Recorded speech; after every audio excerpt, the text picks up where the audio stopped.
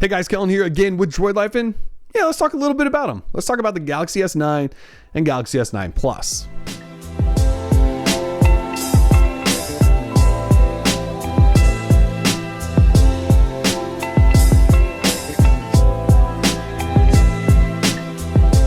Before we get into this though, make sure you head over to the site to check out the full written review because we cover a lot more and dive into those dirty details, and you'll find that in a link just below that like button. Now, as you guys may recall, a couple of weeks ago or a month or so ago, I talked about how the Pixel 2 XL was my iPhone. In other words, it was the phone I couldn't get enough of, that somebody was gonna have to rip from my hands, or a new phone was gonna have to step up and just absolutely blow me away.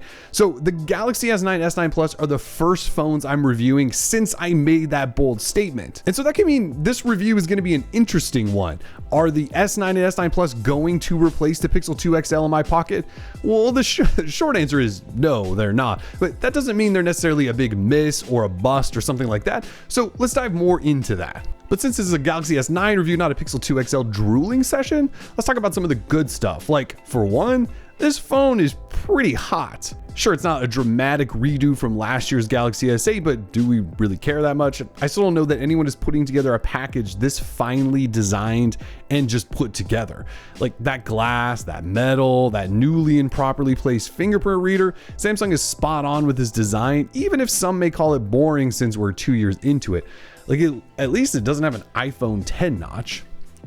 You also can't talk about what Samsung did here without mentioning everything they packed in. In fact, it's safe to say that no one delivers all of this in a smartphone, especially not at this price. From the newest Qualcomm processor with all the RAM you need, variable aperture dual cameras, and 64 gig storage, the best displays around, decent sized batteries, and availability everywhere. Like, what's not here? You even have an SD card slot, fast wireless charging, a headphone jack. Oh, and there's an iris scanner too, and stereo speakers. And like the list just keeps going on and on, which leads us to talking about the price, because even as phones continue to inch up in price, these phones actually didn't. The unlocked Galaxy S9 is cheaper than last year's Galaxy S8, and it has all of these upgrades. The bigger S9 Plus with dual cameras, it's only $15 more. That's pretty remarkable. In terms of performance, Samsung is starting to nail this. We joked for years about Samsung and their TouchWiz being janky and stuttery, but these phones perform pretty well. They aren't pixel smooth, though no phones really are outside maybe OnePlus's. I'm cool with the performance here from the Snapdragon 845 and either the 4 gig RAM in the S9 or the 6 gig RAM in the S9 Plus. Both phones run fine. And of course, the cameras here are really good. On the S9, you have a single 12 megapixel dual pixel shooter with variable aperture of f1.5 to f2.4. And on the S9 Plus, you get a dual camera setup with that same 12 megapixel shooter from the S9, along with a secondary 12 megapixel telephoto or zoom camera. Both have all of the optical image stabilization you could ask for. These cameras fire pretty quickly, though I did get frustrated here and there with locking proper focus and felt like sometimes the shutter button didn't fire off the first time, but the results are what you want. Like, take a look at these shots. Natural, the contrast isn't overdone like it can be with Google's Pixel phones, and the low light results are solid. If you need it, you have 960 frames per second slow motion too, which is only at 720p and is kind of a pain to use since it relies on motion to kickstart. There's a pro mode for you pros out there. Live focus is only on the S9 Plus, and that's your portrait mode. It works okay. The S9, on the other hand, only has a less than stellar selective focus option. But overall, this is a top quality camera that has all of the features you'd expect and is easily one of the best in the business. With all that said, I mentioned I won't be sticking with the Galaxy S9. I'll be going back to the Pixel 2 XL. There's a few reasons in particular, so let's walk through those. Number one being, I'm pretty much sick of all of this glass. For the past 2 weeks, I've spent way too much time worrying about where I'm setting my phone. Glass isn't a premium material. It's fragile, it scratches.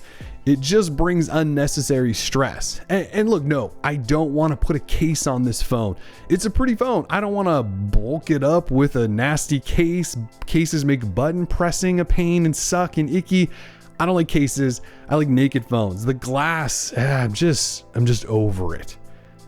Battery life has also been pretty disappointing too. I thought that the Snapdragon 845 with these decent sized batteries would do well, and they just haven't.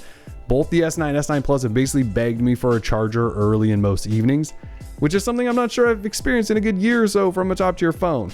I'm running the unlocked S9 on T-Mobile, S9 Plus on AT&T, and both are close to 4 hours of screen on time and less than 20% left at around say 7 p.m. That's not good.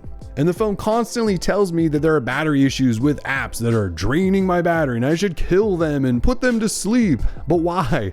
I don't have to do that on other phones. Those other phones just work fine with all of these apps. I don't necessarily care for Samsung software, which is no shocker. This Samsung Experience 9.0 on Oreo isn't awful though.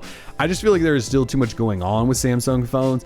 Our tips and tricks videos are enormous for these phones because there is so much to talk about. While not always bad, sometimes simplicity isn't a bad thing in phones either. Like AR emojis are neat, not game changing or that interesting even. Always on display is kind of frustrating at times in the way you interact with it compared to other phones. These phones failed to send me notifications regularly for a good day, so I tweaked some settings that could have impacted battery life. Like, I don't know. Moving icons on your home screen shouldn't be this big of a pain. And do we talk about software updates? I appreciate that Samsung sends monthly security patches for the most part, but who knows when these phones will see the update to Android P. And remember, that's already in testing. They picked up Oreo 6 months after it was released. Google's phones get it the day it's released. I like current software from Google, not 6-month-old software. And finally, I just prefer Google's Pixel camera. It's quick as hell. I don't have issues with focus or shutter speed. Its portrait mode is the best in the business. And even though I'd like manual controls, I don't care about the AR emoji stuff. That's just extra fluff. So look, the Samsung Galaxy S9 and S9 Plus are another batch of really good Samsung phones. In fact, they'll probably sell a lot of them. They'll probably sell more of them than any other Android phone manufacturer. And that's fine. If you own a Samsung Galaxy S6 or S7 or Note 5 and you love that Samsung ecosystem, you should upgrade to these. They will be great upgrades and you'll get more of the same but improvements. Like, they'll be good. If you own an S8 or a Note 8, I probably wouldn't upgrade. There's just not that much going on here that's different than those phones. As I said, I'm sticking with the Pixel 2 XL. I'd probably even go with the OnePlus 5T over these phones if you could still buy one. Look, everyone makes good hardware these days, and most of these companies have really, really good cameras that are hard to differentiate between. So for me, it comes down to software. It's the ever-changing sort of moving piece to this puzzle. And Samsung still has a lot of work to do there.